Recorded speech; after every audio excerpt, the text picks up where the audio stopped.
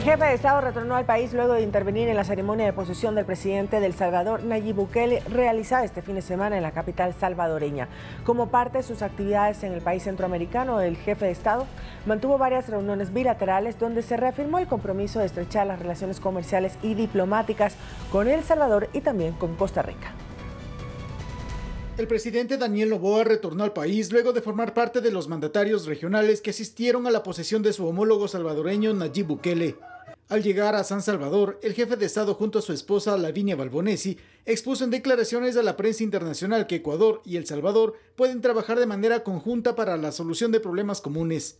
Venir con un mensaje de paz y un mensaje de colaboración entre los dos países. Nosotros tenemos situaciones similares, tenemos luchas similares y creo que trabajando firmemente y en conjunto vamos a lograr sacar adelante a nuestros pueblos. El mismo día de su llegada, la máxima autoridad del país mantuvo una reunión con el mandatario salvadoreño Nayib Bukele. En el diálogo se abordaron varios temas, uno de ellos enfocado en el eje temático de seguridad, especialmente en conocer la experiencia salvadoreña sobre su plan de control territorial y estrategias aplicadas para el control de las pandillas en El Salvador. Hemos caminado caminos similares.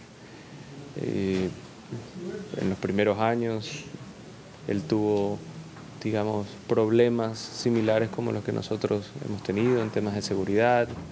Después conversaciones y negociaciones fuertes con el legislativo, reformas que se tuvieron que hacer. También el mandatario ecuatoriano se reunió con el presidente de Costa Rica, Rodrigo Chávez, con quien abordó temas centrados en el empleo joven y en la profundización de la relación comercial entre ambas naciones, especialmente luego de que el Congreso costarricense aprobara por unanimidad el Tratado de Libre Comercio con nuestro país. Que ya había sido aprobado en Ecuador también por unanimidad. Eso nos hace todavía más hermanos y ahora sí, primero hay que llevar los instrumentos del acuerdo a la práctica, hay que firmarlos, hay que empezar a desarrollarlos y a precisamente crear las oportunidades para que nuestros países trancen, en el buen sentido, intercambien las cosas. Como parte de su agenda en El Salvador, el jefe de Estado se reunió con empresarios salvadoreños con la intención de captar inversión extranjera para el país. Hablando del mercado particular del Ecuador, considero que este presidente está haciendo bastante por la seguridad. Como extranjero, un inversionista extranjero, nos sentimos bastante cómodos con este presidente que está poniendo mano dura con la seguridad. Este lunes, el gobernante de los ecuatorianos mantendrá su agenda oficial en Quito. Javier Ceballos, Noticias 7. Hay un dato que destacar sobre Nayib Bukele y su presidencia en El Salvador, y es que en 2 años, han dicho según cifras también oficiales, logró controlar el problema de la seguridad porque durante 50 años El Salvador ha tenido una serie de conflictos armados. Primero, las guerrillas por temas políticos, que eso les costó también muchas vidas, y luego las pandillas proliferaron con más de 70.000 personas que integraban estos grupos, que no solamente se dedicaban a la extorsión y el narcotráfico, sino también al sicariato, y era casi imposible caminar por las calles de El Salvador sin que no te pasase nada. Pero con estas nuevas medidas que ha implementado Bukele, criticadas, eso sí, también por ciertos sectores internacionales que mencionan que los derechos humanos están un poco al límite. Sin embargo, en 2 años, dicen ellos que han podido disminuir completamente lo que estaba pasando, y hoy en día, y eso sí podemos dar fe, se ha controlado bastante. Por eso Bukele es una referencia en cuanto a seguridad, no solo en América Latina, sino en el resto del mundo. Y hablando precisamente del presidente de El Salvador, Nayib Bukele, fue posesionado para comandar un segundo periodo de gobierno. El mandatario enfatizó que su prioridad será el fortalecimiento de la economía salvadoreña una vez que ha logrado resolver, como decía mi compañero Lautaro, el tema de las pandillas. Veamos. El controversial mandatario salvadoreño juró ante su pueblo este sábado gobernar al país en su segundo periodo por 5 años más, enmarcado en velar por el interés de todos sus compatriotas. Sí, juro. En una ceremonia realizada en el Congreso Nacional de El Salvador, Bukele exclamó que su mirada ahora se enfocará en fortalecer la economía del país, luego de focalizar inicialmente su tarea en controlar el riesgo y el miedo que imponían las pandillas para la seguridad de los salvadoreños.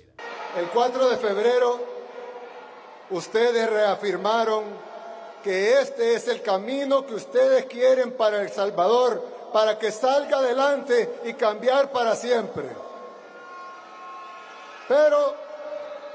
Pero, a partir de ahora, 1 de junio, tenemos una enorme tarea, la de proteger como un león nuestro legado. Bukele, de 42 años y reelegido con el 85% de votos, acotó que El Salvador está en los ojos del mundo y en ese sentido manifestó que profundizará su relación con Estados Unidos, donde según analistas locales, El Salvador ha logrado disminuir la tasa de migrantes hacia esa nación. Este es el momento más importante de nuestra historia reciente. Por fin vencimos el miedo y somos un país verdaderamente libre. La libertad es una de las cosas que más anhelamos los seres humanos. Y nuestro país, después de mucho tiempo, al fin tiene libertad. Nayib Bukele es el primer presidente salvadoreño en ser reelegido para un segundo periodo consecutivo tras varias décadas de una dictadura militar y una guerra civil de 12 años. Javier Ceballos, Noticias 7. México vivió este domingo el proceso electoral más importante de su historia. Los mexicanos eligieron a más de 20,000 autoridades en todo el país, entre ellas al sucesor de Andrés Manuel López Obrador. Veamos. México vivió este domingo las elecciones más importantes de su historia. Los votantes no solo eligieron a quién será su próximo presidente, sino también representantes a un nuevo Congreso, a gobernadores de 8 estados, al jefe de gobierno de la capital y un sinnúmero de otros cargos locales. La contienda para elegir al sucesor del presidente Andrés Manuel López Obrador concitó el interés continental, ya que posiblemente dé lugar a la primera mujer presidenta de ese país. Se trata de Claudia Sheinbaum, del partido oficialista Morena, quien se enfrentó a Xóchitl Gálvez, quien representó a la coalición PRI, PAN, PRD, y a Jorge Álvarez Maínez, del partido Movimiento Ciudadano de reciente creación. Los cálculos del Instituto Nacional Electoral muestran que las elecciones generales en México fueron las más grandes de la historia, con la renovación de 20,000 cargos públicos en todo el país. La campaña electoral y la jornada en sí no han estado exentas de la violencia. Según estimaciones de varios organismos y veedurías mexicanas, más de 30 precandidatos y candidatos han sido asesinados desde el 2023 hasta días antes de las elecciones. Al menos 4 mujeres y 26 hombres murieron de forma violenta en el contexto de una lid electoral, sin que las autoridades locales esclarezcan los detalles de estos asesinatos. Javier Ceballos, Noticias 7. El Comité de Deuda de Ecuador deberá aprobar el acuerdo de servicio ampliado por más de 4,000 millones de dólares que concedió a nuestro país el directorio ejecutivo del Fondo Monetario Internacional. El ministro de Finanzas, Juan Carlos Vega, detalló que el contenido del acuerdo con el multilateral será de conocimiento público al ser publicado en la página web del Ministerio de Economía. Se trata de un desembolso enmarcado en el Acuerdo de Servicio Ampliado SAF, que el directorio del Fondo Monetario Internacional aprobó para Ecuador por un monto global de 4,000 millones de dólares que servirán para respaldar el programa económico del régimen. De ese monto, el multilateral entregará al país de manera inmediata 1,000 millones de dólares, según indicó el organismo financiero en un comunicado donde reiteró que este aval crediticio responde a que las autoridades ecuatorianas han consolidado un plan económico sólido. El FMI expuso que el programa respaldado por esta entidad se encaminará a fortalecer la sostenibilidad fiscal y de la deuda, proteger a los grupos vulnerables, reconstruir las reservas de liquidez, salvaguardar la estabilidad macroeconómica y avanzar en la agenda de reformas estructurales. Sobre esto último, y con la finalidad de evitar tergiversaciones y un manejo político de este nuevo acuerdo de Ecuador con el Fondo Monetario Internacional, el ministro de Finanzas, Juan Carlos Vega, indicó la semana anterior ante el Pleno de la Asamblea que este acuerdo será publicado en la página web del ministerio para que se conozcan los pormenores de esta negociación. La publicación de todos estos acuerdos y toda esta información será pública y todos tendrán acceso a revisarle todos los puntos del acuerdo. Acuerdo de servicio ampliado que posibilitará al país tener vía libre para acceder a otras fuentes de financiamiento con otros multilaterales, refirió el titular del Frente Económico. Los montos de crédito de los otros organismos tienen que ser aprobados también por los directorios de los otros organismos y se espera que superen con creces, en más del doble, los desembolsos que haga el Fondo Monetario Internacional. Este acuerdo financiero deberá ser aprobado por el Comité de Deuda de Ecuador. Javier Ceballos, Noticias 7. 7:37 de la mañana, más información, mucha atención para las elecciones del 2025. El Consejo Nacional Electoral ejecutó cambios en las circunscripciones electorales en Pichincha, Guayas y Manabí. Debido a los resultados del censo de población del 2022, habrá entonces un incremento de asambleístas y modificación de zonas electorales. Se lo contamos más en la siguiente nota. El proceso electoral del próximo año en Ecuador incluirá algunas novedades en cuanto a su operatividad y los resultados que se deriven de ello. Todo a partir de las conclusiones del censo de población que se ejecutó en el 2022. ¿A qué nos referimos? Debido al aumento de la población, se modifica el porcentaje de candidatos que deben elegirse en referencia a la circunscripción o territorio al cual representarán en el cargo que van a postular. Para ello, el Consejo Nacional Electoral modificó en determinados cantones la circunscripción electoral, lo que implica que los votantes deben estar pendientes de nuevas zonas de votación y de un posible incremento de candidatos. Según reveló el portal de noticias Primicias, por ejemplo, las parroquias Centro Histórico y La Libertad de la capital fueron cambiadas a la circunscripción 1, es decir, quienes viven en estos sectores del centro de Quito deberán votar por candidatos de la zona norte. Modificaciones de este tipo las ejecutó el organismo electoral en Guayas y Manabí.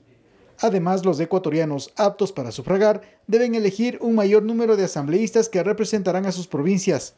Con ello, a partir del 2025, la Asamblea contará con un total de 151 legisladores. Tendrá 14 asambleístas más que en la actualidad, los cuales son 137.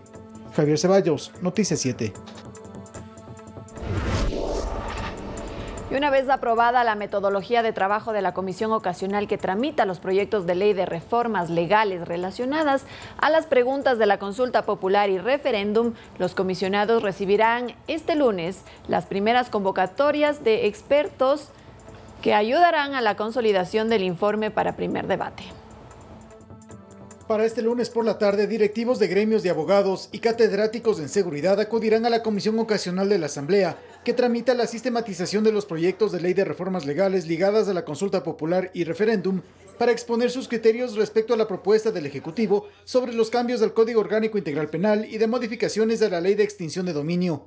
La idea es recopilar sus criterios que sustente el informe para primer debate de estas iniciativas. Sin trastocar el espíritu fundamental que tiene cada eje de la consulta y cada pregunta, la idea es unificarlo en razón del tiempo y de esa manera tener dos títulos. Uno que está compilando los 4 primeros proyectos en materia penal y el siguiente que tiene que ver con la extinción de dominio. A lo largo de esta semana serán invitados a la mesa parlamentaria expertos en diversos ámbitos, con el fin de que el mandato ciudadano plasmado en las urnas del pasado 21 de abril contribuya al anhelo de todos en mejorar la administración de justicia.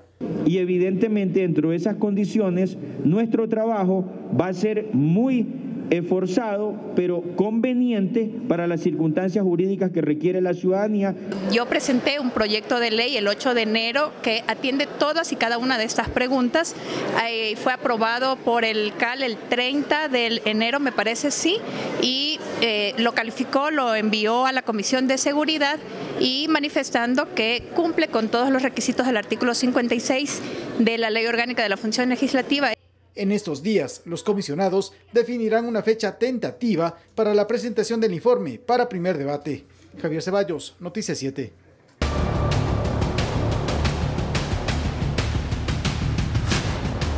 Guerra contra el terrorismo. Hablemos de seguridad, porque la Policía Nacional, por intermedio de la Unidad de Detención de Personas de Alta Peligrosidad requeridas por la ley, detuvo el sábado en Durán, provincia del Guayas, a Dilma E., quien es la 5ª persona más buscada en esa provincia por el delito de asesinato. La aprendida sería la presunta responsable de la muerte de Daisy Alexandra Murrieta, quien murió en diciembre del 2016 cuando la ahora capturada le habría lanzado ácido a ella y a su hijita de 6 años. Entonces esto ocurrió en 2016, ahora ya en 2024, capturada y será procesada por el delito de asesinato.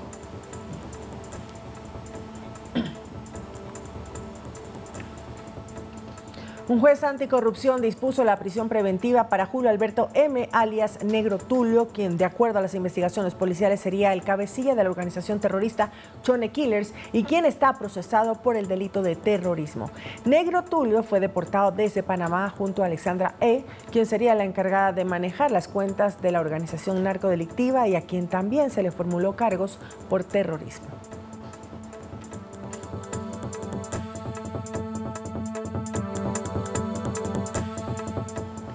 Más información, el juez de Guayas, José Daniel P., quien sería vinculado por la Fiscalía en el caso Purga, fue localizado e interceptado por la policía en el aeropuerto de Guayaquil cuando pretendía salir del país. El caso Purga es parte del caso Metástasis, donde se investiga presuntos vínculos de autoridades, entre ellas una exasambleísta, una expresidenta de la Corte de Justicia del Guayas, varios jueces y funcionarios administrativos judiciales en un presunto delito de delincuencia organizada.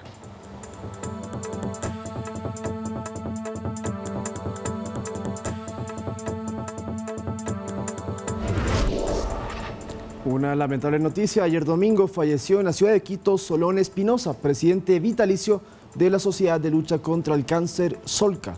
Solón Espinosa fue presidente de Solca con su núcleo en Quito desde 1978 y su tarea estuvo enmarcada en luchar para que los pacientes enfermos con cáncer tengan un lugar y atenciones adecuadas para tratar esta dura enfermedad. El sepelio de Espinosa será este lunes en el Camposanto Monte Olivo, en el norte de Quito, y sin duda es una figura que para aquellos que han padecido cáncer o para sus familias era un referente en este tema de salud.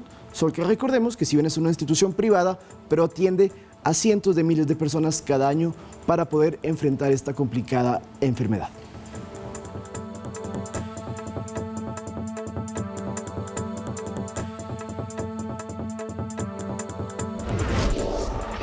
$360 aportaciones y 60 años de edad seguirán siendo los requisitos para jubilarse en Ecuador. Así lo aseguró Eduardo Peña, presidente del directorio del Instituto Ecuatoriano de Seguridad Social, IES. Veamos más en la siguiente nota. Más de 500.000 jubilados forman parte del sistema de seguridad social del Ecuador en la actualidad, según indicó el presidente de la entidad, Eduardo Peña. Ante el aumento anual de 40.000 pensionados, el IES busca implementar un nuevo modelo para 2050 o 2060. No es que pensamos aumentar la edad de jubilación en ningún caso. Usted va a jubilarse en el Ecuador con 360 aportaciones y con 60 años. Esta aclaración la hizo para evitar especulaciones respecto de que las condiciones para los aportantes podrían cambiar, lo cual, insistió, es falso y que por el contrario buscan incentivar a quienes retrasen su jubilación. Si usted quiere y es voluntario jubilarse a los 65, entonces su porcentaje va a ser mayor. Pero si encima de eso quiere jubilarse a los 70, vamos a premiarlo con una jubilación muy superior. El modelo que se quiere emular es el que utiliza España, dijo. Las jubilaciones tardías en España se premian a razón de 12.000 euros por año. Así obligan a que esos trabajadores que tienen la posibilidad de quedarse aportando en el sistema demoren su jubilación, lo cual mejora la salud del sistema de pensiones. Esta y otras propuestas, informó, se analizarán dentro de 2 meses en mesas de diálogo que se instalarán en 8 provincias. Para acoger y retomar qué es lo que piensa la gente, la sociedad civil, los gremios y las personas a pie respecto de cómo debe ser la jubilación futura. Las declaraciones las hizo en el lanzamiento del programa de afiliación juvenil denominado Sub-24, que es parte de las nuevas estrategias del IES para ampliar la base de aportantes y que está dirigido a jóvenes de entre 15 y 24 años como influencers y youtubers, para que se afilien por un aporte mensual de $52 y así puedan acceder a beneficios como créditos hipotecarios con tasas de interés al 6%, entre otros. Miriam Zambrano, Noticias 7.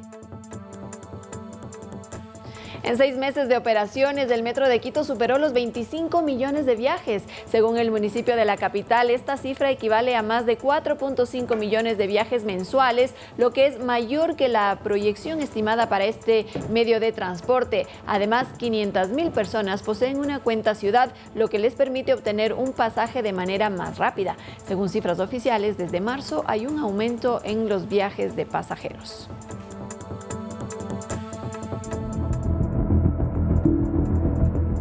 Créame que se va a sorprender con las cifras que le vamos a contar, porque según mediciones del Instituto de Meteorología e Hidrología, el INAMI, la ciudad de Quito experimentó en este fin de semana un récord de altas temperaturas. El sábado, por ejemplo, los instrumentos registraron una temperatura de 28,5 grados centígrados, que es considerada la segunda más alta en lo que va del presente año, 28,5 grados en la capital.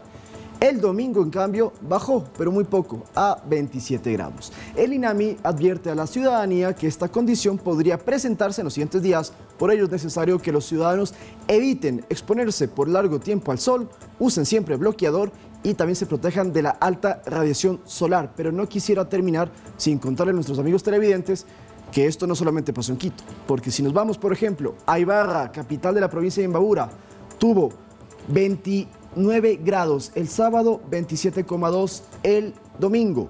Loja, la provincia de Loja y en su capital, tuvo 30 grados Loja el sábado y ayer 32,9. Estamos hablando del callejón interandino, lugares secos, altos, con temperaturas muy altas. No sé si quieres leer. Y que todavía no empezamos el verano oficialmente acá en la región costa, ¿no? Ambato también, bueno, 24,2%.